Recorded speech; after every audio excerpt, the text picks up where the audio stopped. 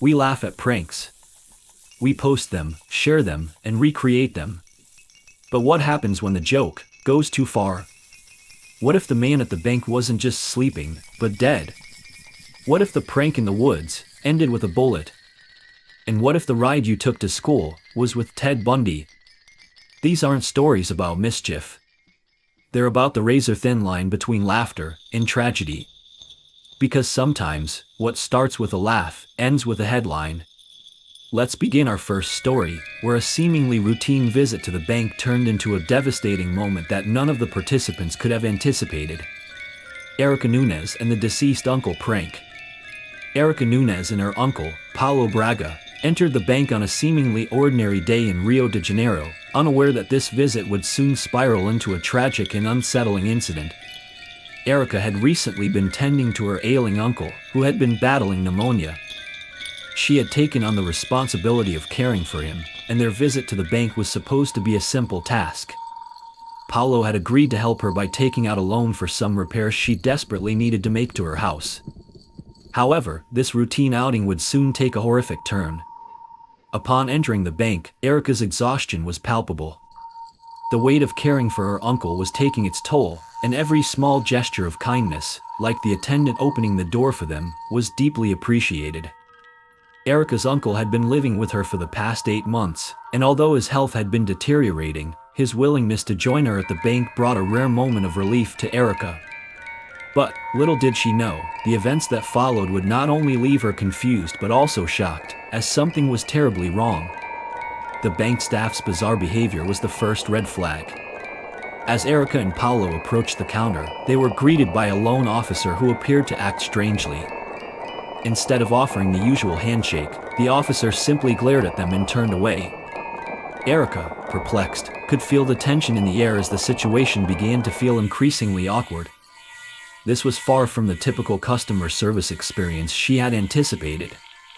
When the officer whispered something to a colleague, Erica's discomfort grew, but she tried to ignore it, focusing instead on getting her uncle settled and preparing for the paperwork. What followed was even stranger. The loan officer returned with a large stack of papers, but instead of sitting down to explain them, she merely stood in silence, staring at Erica. Erica began to feel a creeping sense of dread. What was going on? The officer then pulled out her phone and began filming, making the situation feel even more surreal. Erica's mind raced as she watched the officer's actions unfold. Was there something she was missing? Why was this happening? As the seconds dragged on, the sounds of sirens outside the bank became more pronounced, signaling the arrival of law enforcement. When Erica looked up, she saw police officers and emergency responders running toward the building. It was then that the truth hit her. The video of Erica and Paulo, filmed by the loan officer, quickly went viral. The footage, showing Erica attempting to help her uncle sign documents while holding up his head, revealed a shocking reality. Her uncle, Paulo, was dead. He had passed away hours before the bank visit, and Erica had unwittingly become part of a macabre prank.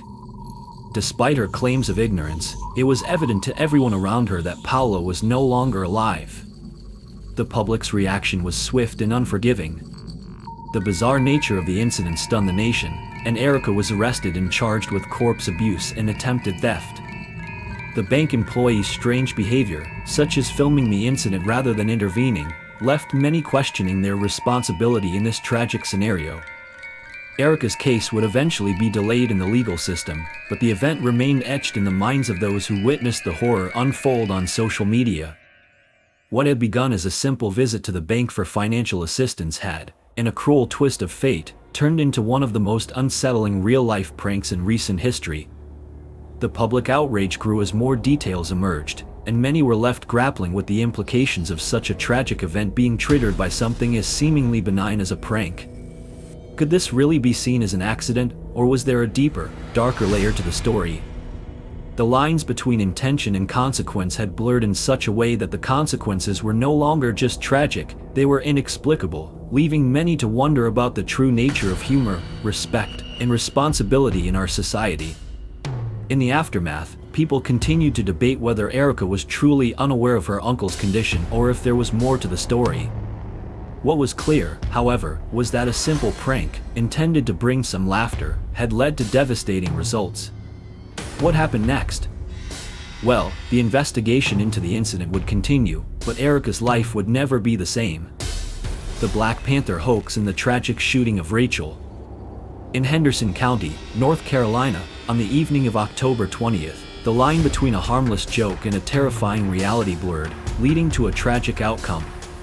It all began with a conversation between friends, two couples enjoying a quiet evening in a cabin in the woods. The topic of discussion that night was a reported sighting of a Black Panther that had been causing fear among the locals for days. Though sightings of large cats were common in the area, this particular panther was said to be unlike any other, a sleek, jet-black creature that sent shivers down the spines of those who dared to speak of it. Chris, one of the men in the group, had claimed to see the panther near his property a week earlier. He was convinced that the animal had been following him, its glowing eyes watching from the tree line. Fear had since gripped him, and, to protect his dog and himself, he began carrying a firearm on his walks. As the night unfolded, Rachel, his fiancée, and her friend Autumn decided to have some fun at their expense. They had come up with a plan to prank Chris and Jake, the other man in the group. They found some old, expired eggs in the fridge and planned to toss them at the men as they walked down the wooded path between the two cabins. The tension was palpable when the men left the house to retrieve a phone charger. As they stepped into the woods, the path between the cabins felt eerily quiet. The sounds of crickets and the occasional hoot of an owl were the only things that broke the stillness. It was then that Chris, hearing a sound from the underbrush, froze in place. Jake followed his lead, raising his flashlight to see what was lurking in the shadows. For a moment, all they could see were the rustling leaves. But then, two glowing eyes stared back at them from the darkness. Chris and Jake immediately reached for their guns, prepared for the worst. What emerged from the bushes, however, was not the feared panther but a harmless raccoon. They both laughed, relieved, and continued their walk. But as they neared the other cabin, something felt off. The air had grown colder, and the wind picked up, rustling the leaves in an almost unnerving way. Suddenly, there was another noise, a low, guttural growl that made their hearts race. The men stopped in their tracks, each of them knowing in that moment that they were face to face with the panther they had been dreading. Their guns were drawn in an instant, and they aimed at the source of the sound, the bush where the growl had come from. Without hesitation, they opened fire, only to realize too late that they had made a terrible mistake. What they had heard as a growl was not the panther, but the result of Rachel and Autumn's prank.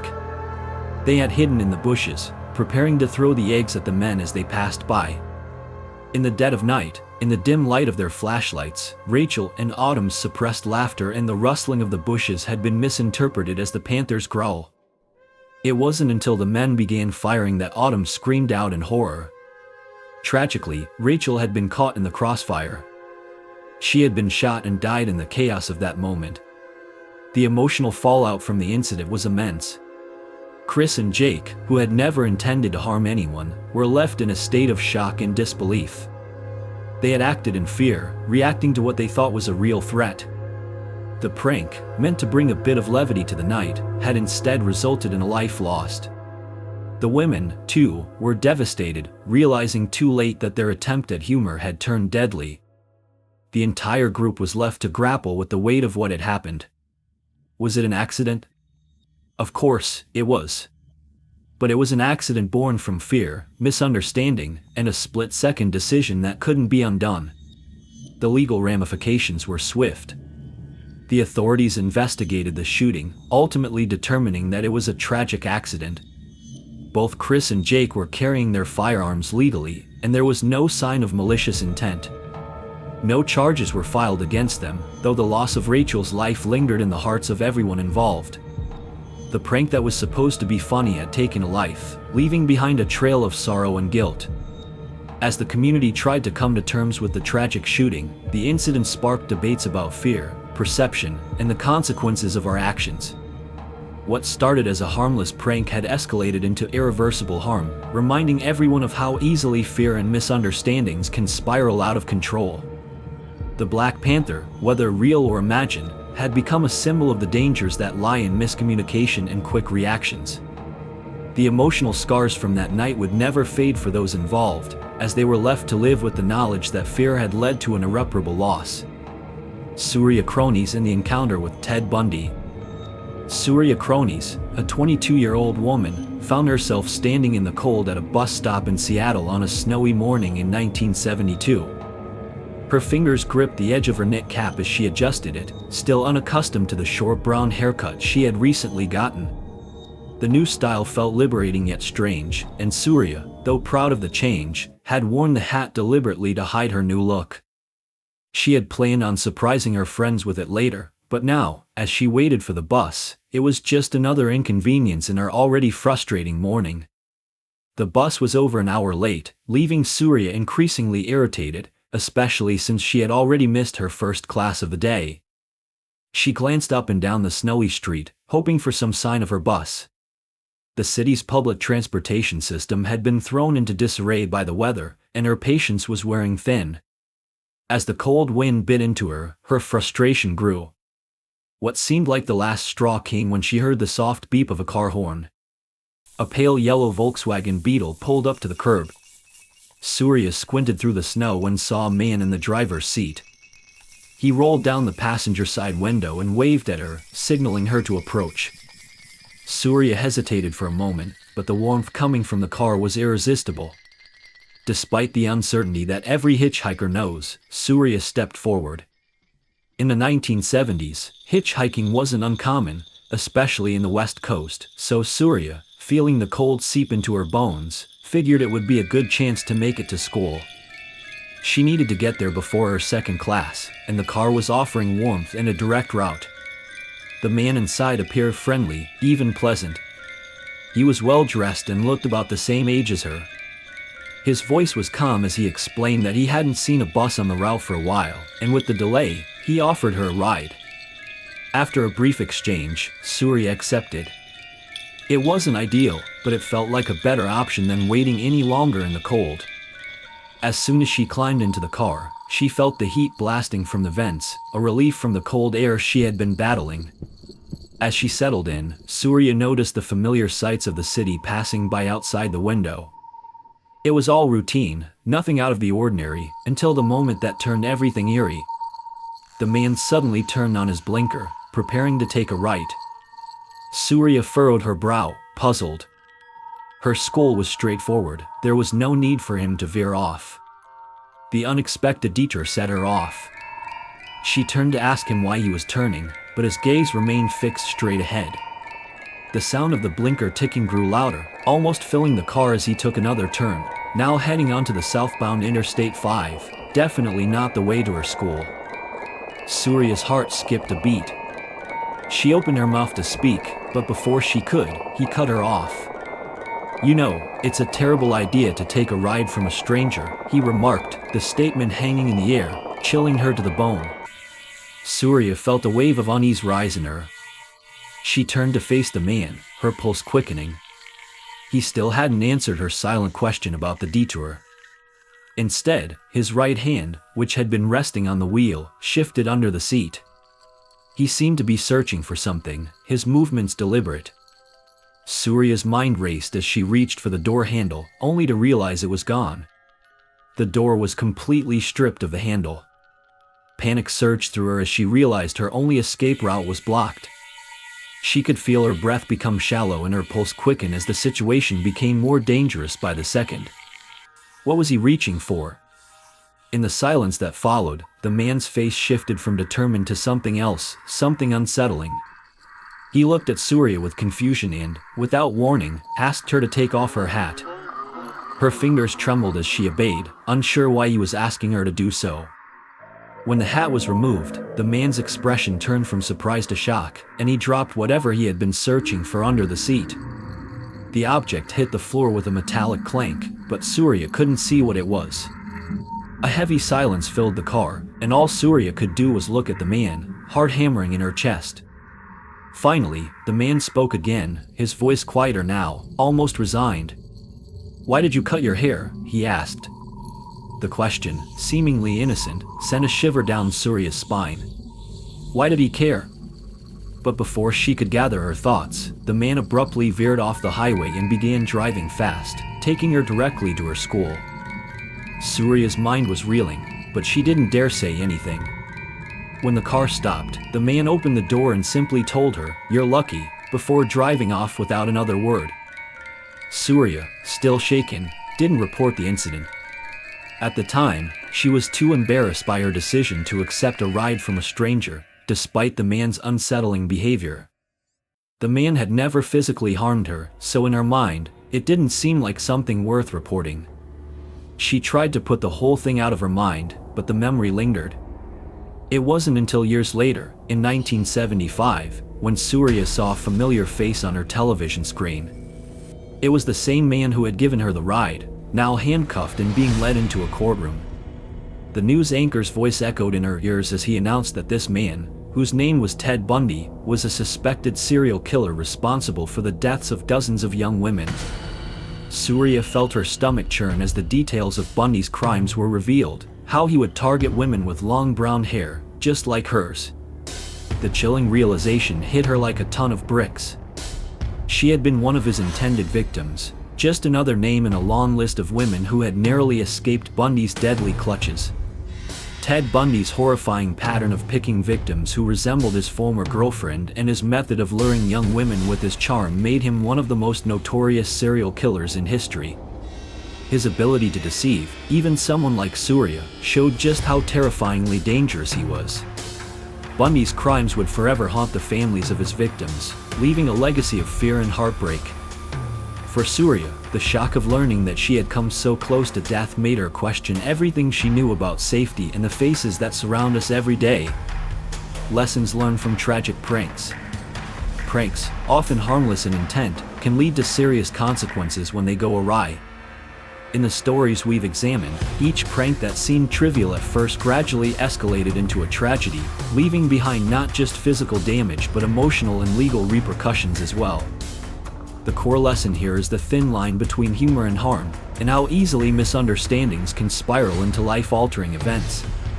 In one of the most striking examples, a seemingly innocent joke played on two men in a quiet neighborhood led to a catastrophic outcome.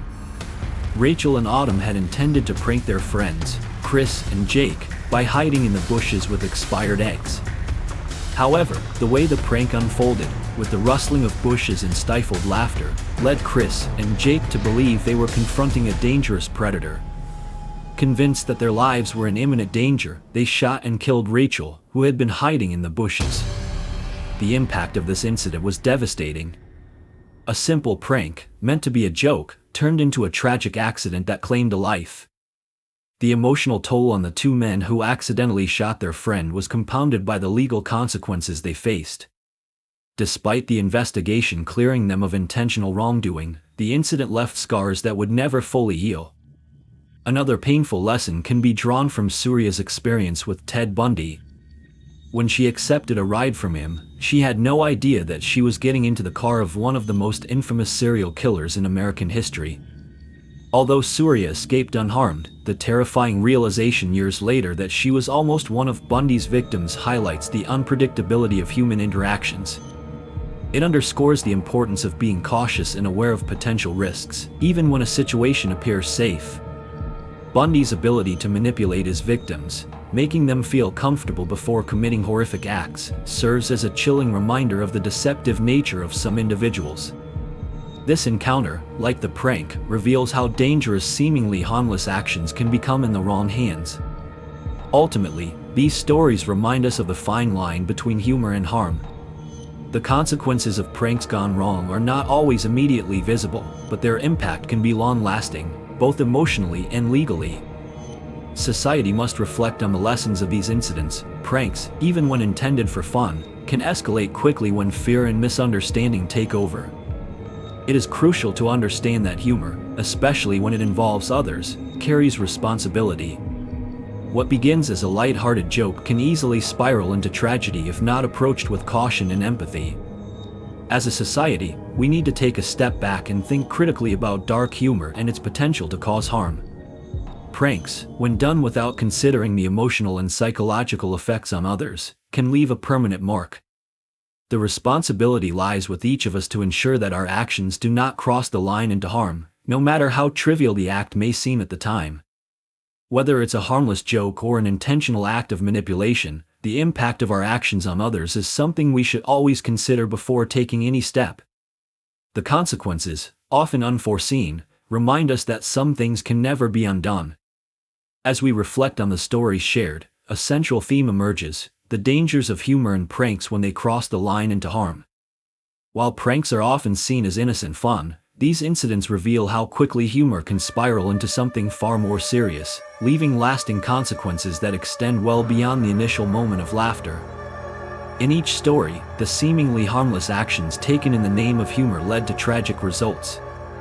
From the deadly prank involving a Black Panther to the chilling encounter with Ted Bundy, these events demonstrate how easily misjudgments and misunderstandings can turn dangerous. The prank that led to a life lost was a stark reminder of how fear, even in the form of a joke, can trigger a response that's irreversible. The emotional impact on all those involved, including the unintended perpetrators, is profound and permanent. What these stories also highlight is the importance of taking a step back before engaging in pranks. The consequences of these seemingly harmless actions are not always immediately apparent, but they often linger, leaving scars on relationships, reputations, and lives. Understanding the potential for harm, even when it seems like harmless fun, is crucial. The emotional toll on everyone involved, victims and perpetrators alike, should not be underestimated. This reflection should urge us to adopt a more responsible approach to humor, especially in the context of pranks. It is essential that we think carefully about the impact of our actions on others. Humor should never be used as a tool for fear, discomfort, or harm. We must question the assumptions behind our actions and always ask, who is truly being hurt by this joke? Who might feel threatened or vulnerable in this moment? Society as a whole must take these lessons to heart. We live in a world where tragedy can strike unexpectedly, often from the most innocuous-seeming sources. By cultivating greater awareness, compassion, and responsibility in our actions, we can help prevent such missteps and mitigate the harm they cause. Reflecting on these events reminds us that our choices, no matter how small, can have far-reaching consequences.